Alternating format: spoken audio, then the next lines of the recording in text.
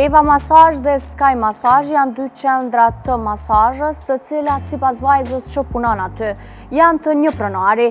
Për çdo ditë në faqen e Instagramit të këtij biznesi postohen fotografi të trupit të vajzave, të cilat supozohet se janë aty për t'ju bërë masazh klientëve. Mirë po, në çfarë forme bëhet thirrje për masazh? Shikojeni.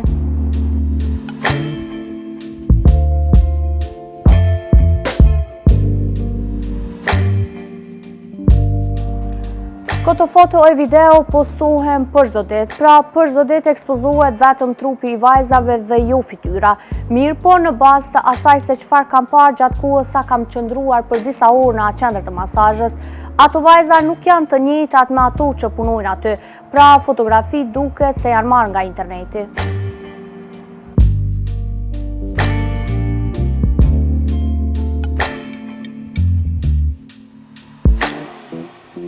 Në vend se në Instagram të postohen oferta dhe trajtimet e masazhave që kjo qendër ofron, këtu ndryshe, aty postohen numrat e telefonit të vajzave dhe emrat e tyre jo të vërtetë.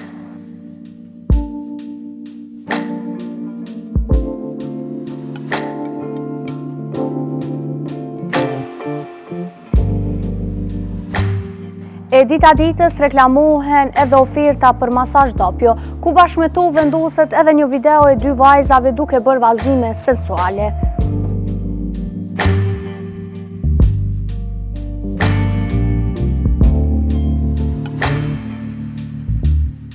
Normalisht që gjatë qëndrimit për disa orë në qendrën e masazhës Sky Masazh në Dragodan, unë takova edhe drejtoreshën e këtij biznesi, e cila në realitet quhej kosovare, mirë po na u prezantua si Ulta. Ajo tha se i gjithë punësimi në këtë biznes bëhet sipas ligjit, mirë po në ARBK, Sky Masazh ka të regjistruar vetëm një punëtor. Përveç kësaj, ky biznes në ARBK figuron si një biznes pasiv që nga viti 2022. E lokali tjetër, Eva Masazh, ani pse ka 5 dhoma, ajo ka të regjistruar në ARBK vetëm një punëtor.